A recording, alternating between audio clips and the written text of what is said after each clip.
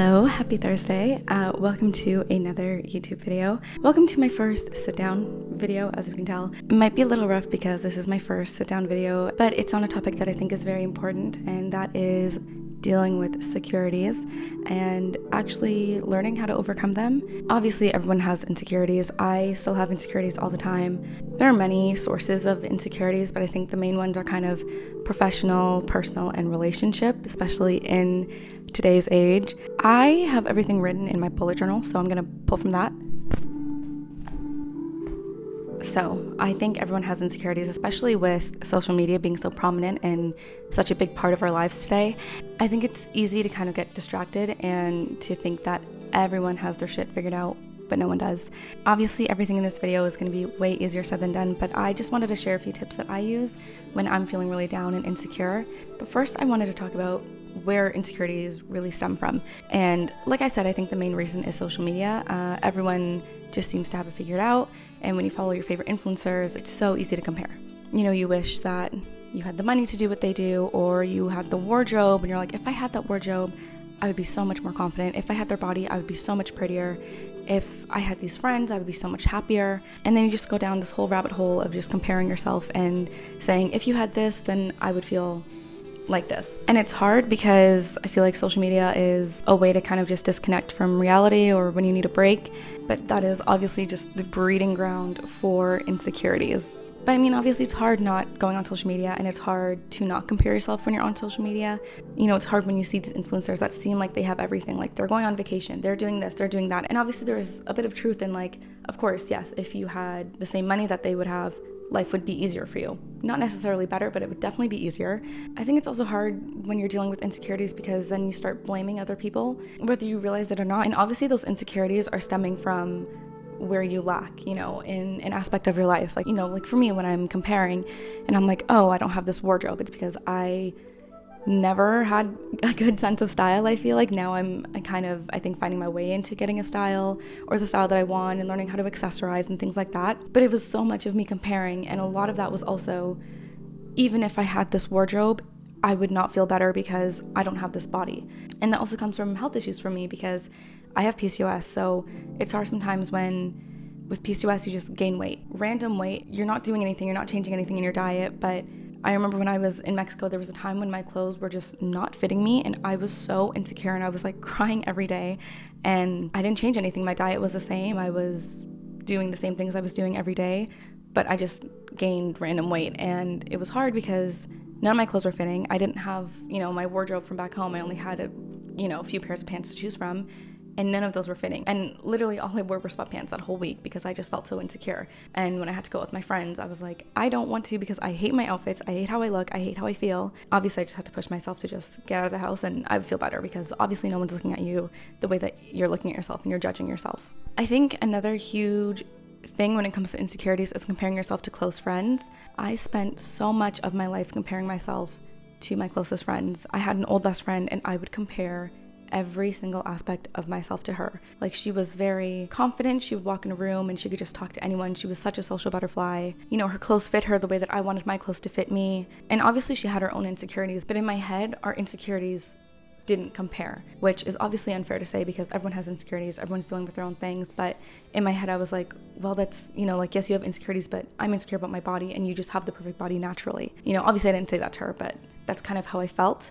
And it also seemed like she had her whole life figured out and she knew what she was doing, and I didn't. You know, I actually didn't know what I wanted to do until I took a year off school, which was like 3 years ago. I really didn't know what I wanted to do with my life, and I felt so insecure because all my friends were, you know, got accepted to their colleges and universities, and I was so proud of them and happy for them. But there was this insecurity of, I'm like, oh my gosh, like, I'm gonna be the last one, which is also stupid because everyone's going at their own pace, obviously. But it was really hard because as I talked about in, you know, my other video, I kind of just escaped. After high school, I didn't know what I wanted to do, so I moved to Spain for 6 months where I was an au pair. You know, and after Toronto Film School, I wasn't necessarily ready to jump into my career. So I freaked and I just went to Mexico for 6 months where I taught. You know, I think it's so easy to either just compare yourself and feel down and sorry and kind of victimize yourself. And on the other hand, it's also easy to just run away from your problems, which is what I was doing a lot of the time. Luckily, when I was in Mexico, I kind of took that time to figure out what I wanted from life and the kind of path that I want to go on. But yeah, it's hard to kind of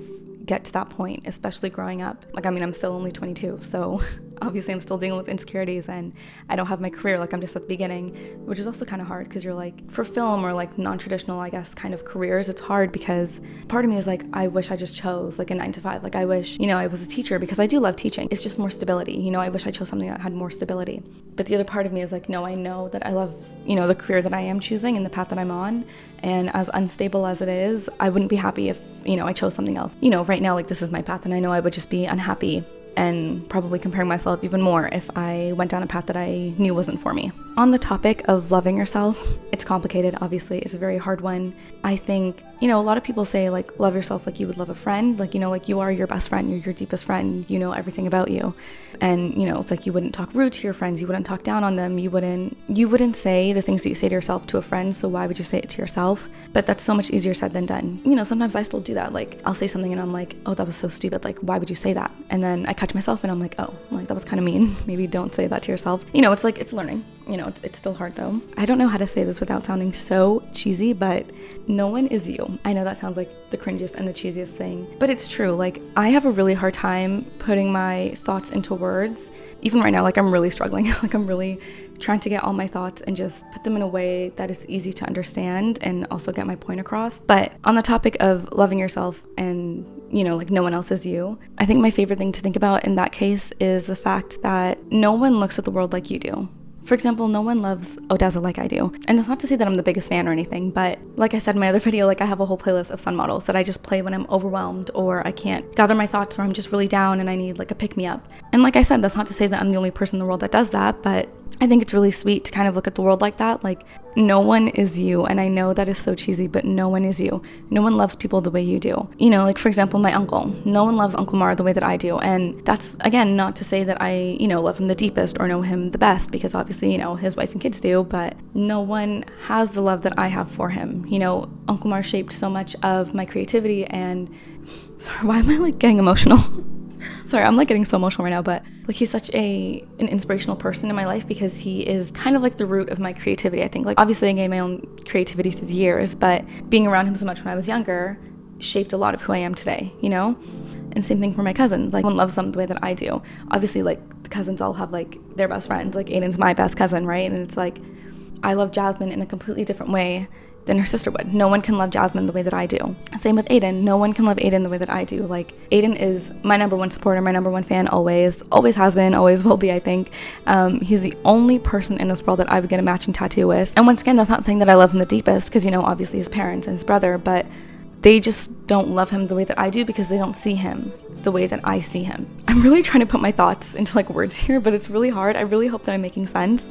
Like, another example is stories, right? Like, I'm a storyteller. I love stories. No one thinks of the stories that I do. And once again, that's not to say that I'm the most creative or like, oh, I have like extraordinary ideas that nobody else has.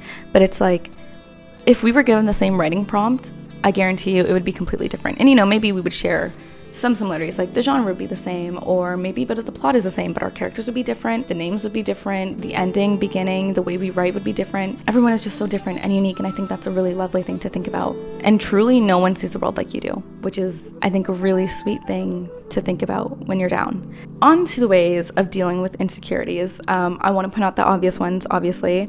The first one is to give yourself a break from social media. I know some people set timers on their apps. I used to do that for a bit. Another one is to work on yourself and your goals. That energy that you're putting into comparing yourself can be used in a way where you're looking inward and you're like, okay, this is what I'm lacking in my life and this is what I want to fix, or these are the problem areas, And I think the last obvious one is understand and realize that social media is fake. And I know that's super hard when your favorite influencers are partying or taking trips or buying new outfits. I'm not saying any of these are easy, because even though I say these, I still struggle with insecurities and I fall down that rabbit hole. But, obviously we just put out what we want people to see. You're not going to show people your bad days. You're not going to show people your ugly days. You're just going to put out your best self all the time, which is fair. But I can guarantee you that your favorite influencers have days where they feel ugly or they're not worth it. Everyone does. More ways to overcome. I kind of have two categories depending on how insecure or how down I'm feeling that day. The two categories are distractions and self-care and facing the truth. When it comes to distractions, I like to read a book. I think that's a good way to kind of just block out the outside world and just completely immerse yourself in a book. Self-help books are really good because, it kind of gets you motivated and inspired when you're reading a book and it's like, these are ways to turn your life around, Another distraction that I really love doing is throwing a concert. I'm not kidding. I've been throwing concerts since I was like 7 years old. I will literally put on a cute outfit. I will get my microphone, which is just my cat's toy, but I will get my microphone and I will blast my music and I will just pretend that I'm performing. And that is such a good distraction because it's like, you're moving your body, you're energized, you're feeling the love of the crowd, however you want to imagine it. You're listening to your favorite artist, and it's just super fun. It's a good way to kind of reconnect with yourself, I feel like, because you're having fun with yourself. So I love throwing concerts. And the last kind of distraction, I guess, is finding 2 to 3 similarities between me and that influencer that I am so jealous of. It could be something small, like our eye shape is the same or our eyelashes. Maybe we both like the same thing, which I know might sound a little ridiculous, but I used to do that all the time when I was feeling insecure. I don't really do it anymore just because I am more secure with myself, but when I was really insecure, I think that really helped me, just being like, okay, we're not so different, Now onto the self-care and facing the truth category. The first one and the most obvious one, I think, is crying it out. I think it's good to just let out all of your emotions. I mean, you're by yourself, so you can say what you want free of judgment, obviously, and you can kind of pinpoint things like, I'm insecure because this creator has this and I don't have this, or I'm insecure because I should be here in life and I'm not. You're facing the truth, and it's kind of good to dig deeper and find the root of that insecurity. So sometimes it's just good to have a good little cry. I think it's so necessary from time to time, obviously. Going hand in hand with crying it out is journaling. I think it's really good to kind of keep track of your insecurities and looking back and seeing how much you've grown. I have a journal I read back from a few months ago and I'm like, I cannot believe I was so insecure about that. Look at where I am now. I'm so proud of myself. And on the topic of journaling, you can also do some shadow work maybe and find some prompts for digging deeper and looking into yourself and seeing where those insecurities are really stemming from. My next tip under the self-care category is to set goals for yourself. And I think it's so important to set goals and to track your progress, because once you're setting your goal and you commit to disciplining yourself, you're like, I have to reach this goal. I don't have time to feel insecure, in a way. Because if you're like, oh, I have to do this, you won't have time to scroll on social media. Or, if you're insecure about, oh, I don't have a job, then it's like, okay, a good way to overcome that is, for example, to send out 10 resumes a day, right? And then you set that as your goal and you're like, okay, it's good because you can see you're actually putting in the work to reach that goal. The last tip I have in terms of self-care is to just fully indulge in yourself. I think it's so important to have self-care days. I like to do mine on Sundays. It's my reset day. Fully indulge in yourself. Say your affirmations, do your full skincare routine, throw on a face mask, maybe take a bath if you like baths and everything, shower, whatever you like to do, just fully immerse yourself in it and just treat yourself. And I think it's also good because you're showing yourself oh, I'm doing this for myself. I am worth this good skincare. I'm worth having this everything shower in a way. And obviously you just feel better when, you're clean, you smell fresh, and you're taking care of yourself. I know I said that was my last tip, but this is my last tip. And that is to own who you are. For example, in the beginning of the video, when I said I had this old best friend and I would compare myself to her, she could just walk in a room and talk to anybody without any difficulty. And I am an introvert. Even to this day, I still get very awkward when I'm meeting new people and I don't really know what to say. And I'm in my head. And then I was like, oh my gosh, I don't know what to say. I don't know how to continue this conversation. I don't want to sound too awkward. I know what I just said was awkward. And I used to be so mean to myself. I used to say to myself all the time, which I know was so rude, but I used to say, I was like, conversations go to you when they want to die, basically, because I just never knew what to say, and it felt like conversations were always dying out when it got to me, you know what I mean? But I have finally, over the years, owned that I'm an introvert, and I'm okay with being an introvert. Obviously, there are some times where I'm like, oh, I wish I could just talk to the person, make a friend super easily, even at film school, I would see someone and I'm like, oh my gosh, I wish I could be their friend, they seem so cool. And now, some of those people I did end up being their friends and we're really close, but for me, it just takes a minute for me to open up and let myself not be vulnerable, but be in a position where I feel comfortable enough to talk. And that took me a long time to get over and to own. I'm telling you, I would be on YouTube for hours just searching how to be a social butterfly, how to talk to people. I'm not even kidding. I would study those videos religiously and they never worked for me because I'm just an introvert and that's just my nature. And I'm okay with that. And I like being an introvert. I like my people. I like my close net. It's scary for me to branch out, but I know it's hard to just own who you are, especially in today's time when it's so easy to just compare yourself to so many people online that you don't even know. And it's, you're making up these false narratives about them. You're like, oh, she's so pretty, oh, she's so nice, I saw this video where she did this and she's the kindest person ever. But, you know, that's just one side of it. And that's not to say that they're not a nice person, obviously. But once again, influencers and everyone on social media just shows you the good stuff and the things that they want to share, you know, not necessarily the authenticity of it. But yes, that is all that I have.